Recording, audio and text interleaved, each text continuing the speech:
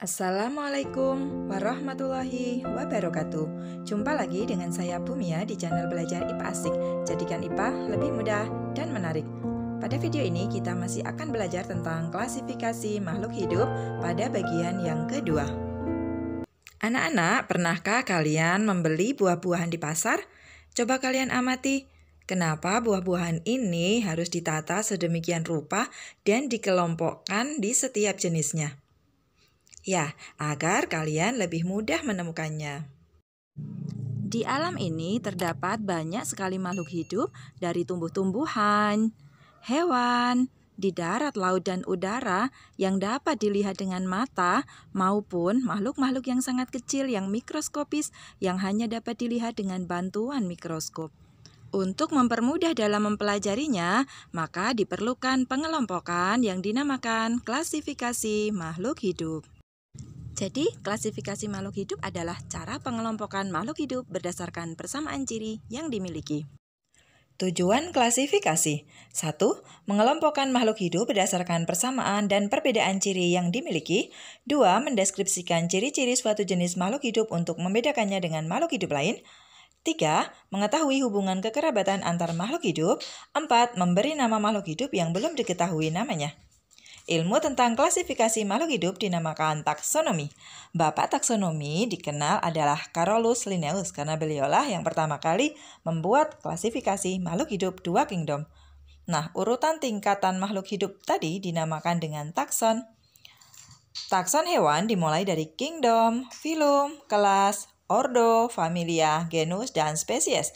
Sedangkan takson tumbuhan, kingdom, divisi, kelas, ordo, famili, genus, dan spesies. Semakin ke bawah, persamaannya semakin banyak dan perbedaannya semakin sedikit. Contoh urutan takson pada kucing ini. Kucing termasuk dalam kingdom Animalia atau dunia hewan. Filumnya adalah Chordata. Karena Chordata ini sangat luas ya, ada vertebrata dan avertebrata, maka ditambah subfilum yaitu vertebrata atau hewan bertulang belakang. Kelasnya adalah ikut mamalia atau hewan menyusui. Kucing termasuk dalam ordo Carnivora atau hewan pemakan daging. Familinya adalah Felidae, genusnya adalah Felis. Familinya termasuk dalam Felis catus atau kucing rumah atau disebut juga kucing domestik.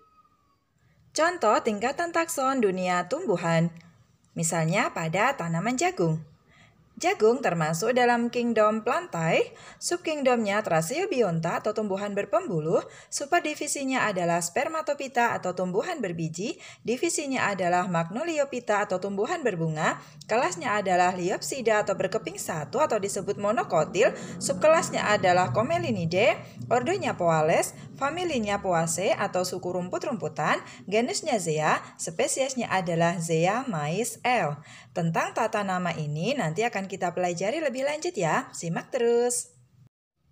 Tata nama makhluk hidup binomial nomenklatur oleh Carolus Linnaeus menggunakan beberapa aturan. Bahasa yang digunakan adalah bahasa Latin, terdiri dari dua kata. Kata pertama merupakan genus dan kata kedua merupakan spesies. Huruf pertama kata pertama menggunakan huruf kapital, huruf selanjutnya huruf kecil. Penulisannya dicetak miring atau di garis bawah secara terpisah. Nama singkatan ditulis dengan huruf tegak tanpa garis bawah. Contohnya, harimau, Panthera tigris. Panthera menunjukkan genus, tigris menunjukkan spesies. Contoh lainnya adalah mangga, Mangifera indica L. Mangifera merupakan genus, indica merupakan spesies. Dalam mengelompokkan makhluk hidup berdasarkan beberapa kriteria. Kriteria klasifikasi tumbuhan diantaranya adalah melihat organ perkembangbiakan, melihat habitus, pohon, perdu atau semak, bentuk dan ukuran daun, cara berkembang biak, vegetatif ataukah generatif. Kriteria klasifikasi hewan. Kriteria klasifikasi hewan didasarkan pada saluran pencernaan makanan, kerangka atau skeleton, apakah memiliki kerangka luar ataukah tidak, kemudian dilihat dari anggota gerak, misalnya berkaki 2 ataukah berkaki 4. Selanjutnya kita akan membahas tentang kunci determinasi. Kunci determinasi merupakan suatu kunci yang dipergunakan untuk menentukan tingkatan takson makhluk hidup dengan menggunakan kunci dikotomi. Apa itu kunci dikotomi? Kunci dikotomi didasarkan pada ciri yang berlawanan. Misalnya kita punya beberapa tanaman. Ada lumut, suplir, jagung, kedelai, melinjo, dan terong. Kita akan coba membuat kunci dikotominya ya. Misalnya seperti ini. Lumut, suplir, jagung, kedelai, terong, dan melinjo akan kita bagi dua berdasarkan memiliki spora atau tidak berspora.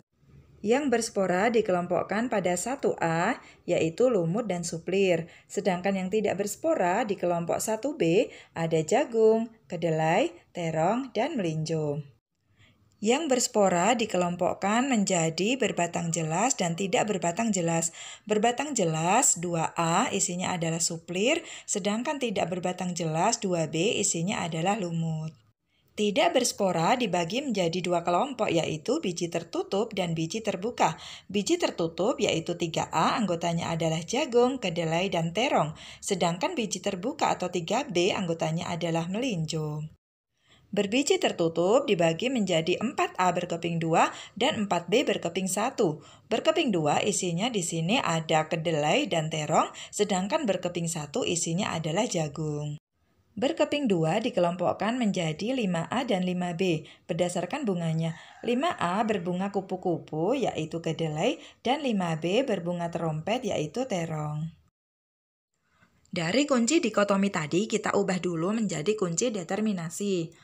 1A tumbuhan yang berspora nanti menuju ke nomor 2, 1B tumbuhan yang tidak berspora menuju ke nomor 3, 2A tumbuhan yang berbatang jelas isinya suplir, 2B tumbuhan yang tidak berbatang jelas isinya lumut, 3A berbiji tertutup akan menuju ke nomor 4, 3B berbiji terbuka isinya belinjo, 4A berbiji keping 2 akan menuju ke nomor 5, 4B biji berkeping 1 jagung, 5A berbunga kupu-kupu adalah kedelai, 5B berbunga terompet berarti terong. Misalnya kita akan menentukan kunci determinasi dari lumut. Kita lihat lumut ya, lumut itu termasuk berspora, berarti 1A. Kemudian dari 1A akan ke nomor 2. Nomor 2 lumut berarti 2B karena tumbuhan ini tidak berbatang jelas. Jadi kunci determinasi lumut adalah 1A, 2B. Sekarang kita coba kunci determinasi terong. Terong termasuk tumbuhan yang tidak berspora, berarti 1B. Dari 1B menuju ke nomor 3. Nomor 3 terong berbiji tertutup sehingga masuk 3A. Dari 3A kita akan menuju ke nomor 4. Sampai di nomor 4, terong termasuk berkeping 2 sehingga kita akan menuju ke nomor 5. Di nomor 5, terong termasuk berbunga terompet, berarti 5B. Jadi kunci determinasi terong adalah 1B, 3A, 4B, 5B.